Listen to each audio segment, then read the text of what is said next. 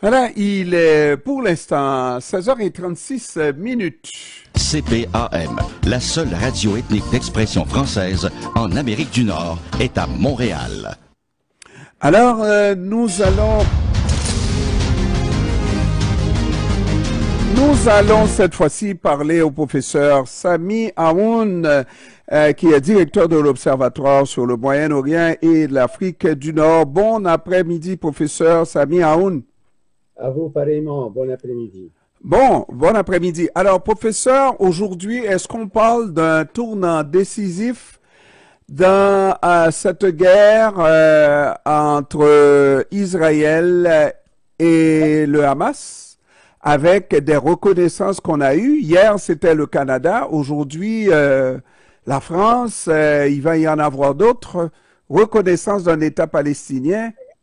Oui, certainement, c'est une étape majeure, décisive vers l'avenir du peuple palestinien. Au moins au niveau symbolique et au niveau juridique, on a maintenant une reconnaissance de plus en plus importante pour créer cet État palestinien. Et c'est là où il y a beaucoup d'entraves, beaucoup d'enjeux certainement à relever. De un, il faut préciser où est le territoire de la Palestine.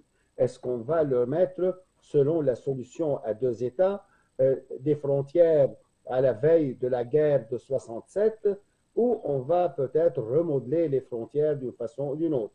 Deuxième entrave importante, comment assurer la continuité entre la Cisjordanie, qui est le pilier fondamental de cet État palestinien quand même projeté, et aussi Gaza, le territoire de l'enclave. À ce moment qu'il y a, comme on sait très bien, il y a une séparation entre les deux. Aussi, au niveau politique, du côté palestinien au moins, il faut s'assurer que les Palestiniens aient un seul représentant, qui est celui de l'Organisation de libération de la Palestine, unique et légitime représentant. Et on vient d'écouter maintenant le président de l'autorité palestinienne, Mahmoud Abbas, qui appelle le Hamas à céder certainement ses commandements à la gouvernance de Gaza, quitter justement l'enclave, se désarmer et libérer tous les otages, qu'ils soient des captifs vivants, qu'ils soient des captifs morts. Et en ce sens, M. Mahmoud Abbas maintenant se félicite que c'est son approche diplomatique, sans la lutte armée, mais la lutte diplomatique, qui a remporté quand même une victoire à ce moment-ci. Maintenant, la question la plus importante que vous êtes en train de soulever, est-ce que c'est la fin de la guerre? Pas nécessairement. On voit maintenant le Hamas qui, semble-t-il, a donné au Qatar, son médiateur préféré, une demande d'un cessez-le-feu pour 60 jours et libérer la moitié des otages. Donc, pratiquement, nous sommes au point de départ, comme si le Hamas ne voit pas ce nouveau changement, ce tournant important pour la destinée des Palestiniens, où elle a un point de vue sur cette question. Donc, les divisions entre les Palestiniens se poursuivent. Du côté israélien, c'est bien clair qu'il y a une certaine tristesse en Israël, non pas simplement le gouvernement, mais les figures les plus importantes des dirigeants israéliens voient comme c'est une journée triste et décevante, qu'il soit Yair Lapid, qu'il soit Benny Gantz, du centre gauche au centre droite, sauf peut-être un petit groupe israélien qui voit que peut-être c'est une bonne nouvelle.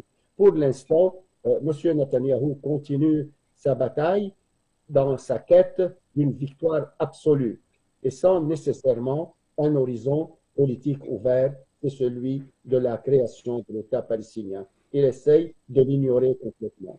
Professeur, il y a quelque chose de remarquable, en tout cas qui marque cette journée. Mahmoud Abbas, qui semble être la figure qui passe bien de tous côtés, n'est-ce pas? On pourrait dire, on ne peut pas dire que c'est un extrémiste. Mahmoud Abbas semble représenter l'avenir de la Palestine. C'est pas une question d'âge, là, on s'entend, mais c'est pour la sagesse de l'homme par rapport à ces gens, on peut dire brigands du Hamas. Et Donald Trump, le président américain, n'a pas jugé bon de lui faire bénéficier d'un visa pour pouvoir participer à cette assemblée comme tout le monde. C'est honteux.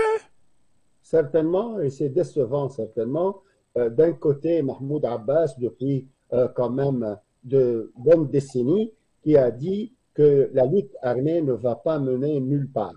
On va utiliser une stratégie quand même de pression diplomatique avec l'aide des puissances arabes et les puissances européennes et surtout aussi avec les États-Unis d'Amérique.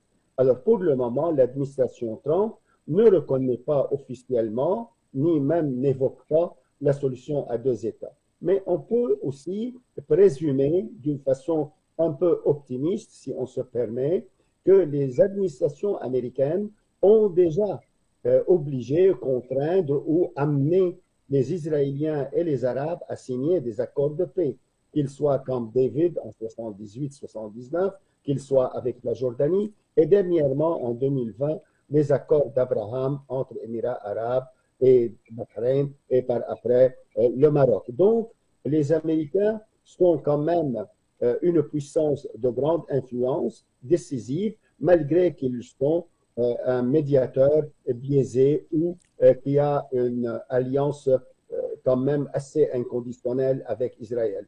Mais pour la question de M. Abbas, oui, malheureusement, M.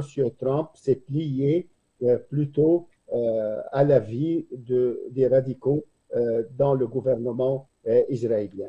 Mais ici, ceci étant dit, déjà M. Abbas a accepté une transition à Gaza qui est de faire une administration publique et que même il y a des personnalités palestiniennes avec une force arabe et internationale qui impose un ordre sécuritaire et qui assure le commencement de soit la réconciliation et la reconstruction. Donc, à ce point-ci, comme vous le dites si bien, il est pragmatique.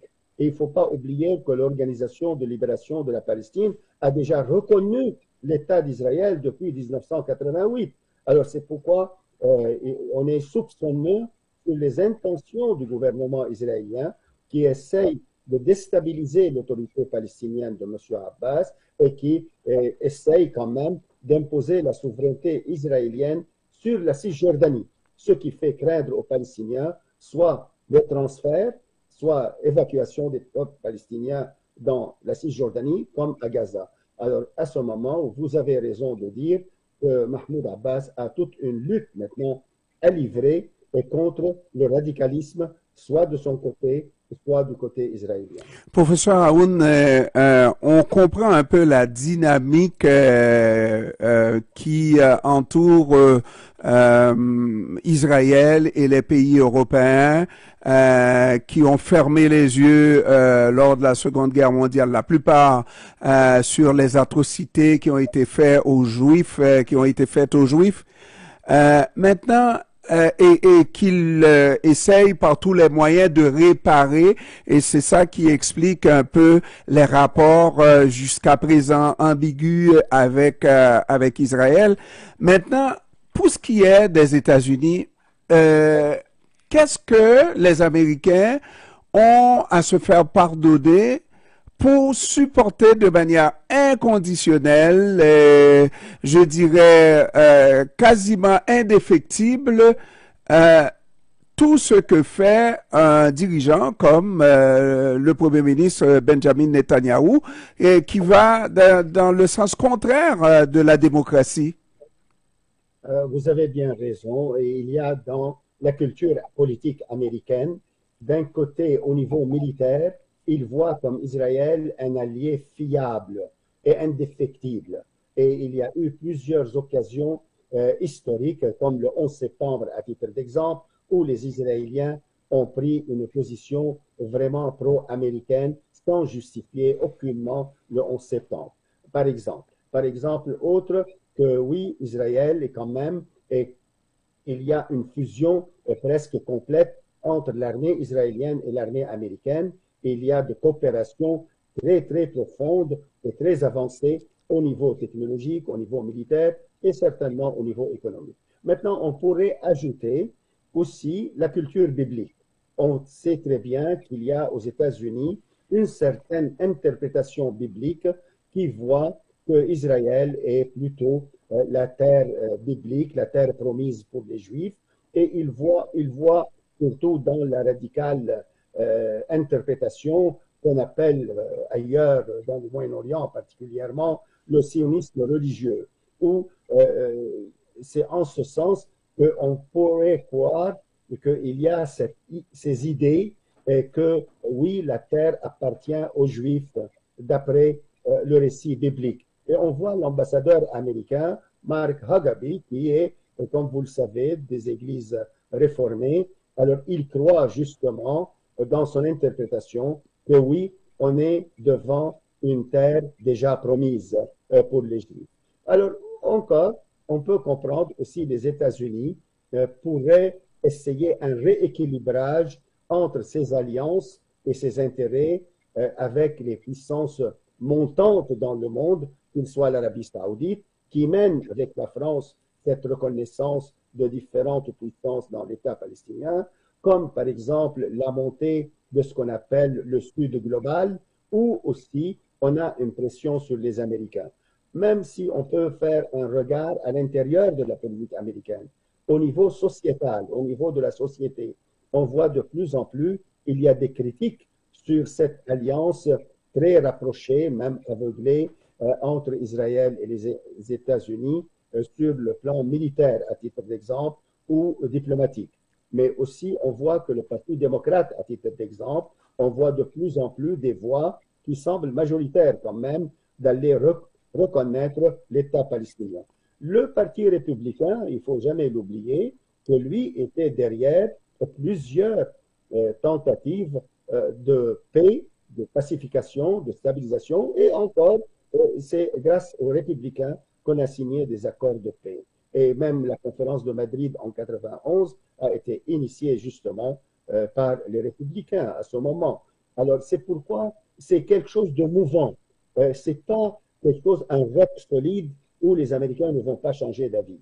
Et il y a des changements au niveau de la société américaine, il y a des changements au niveau du monde.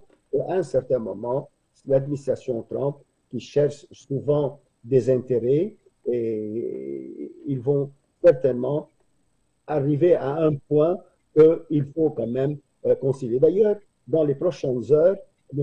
Trump a convoqué et invité des puissances arabes et musulmanes chez lui, à New York, pour décider quel est le jour d'après, comme il le voit.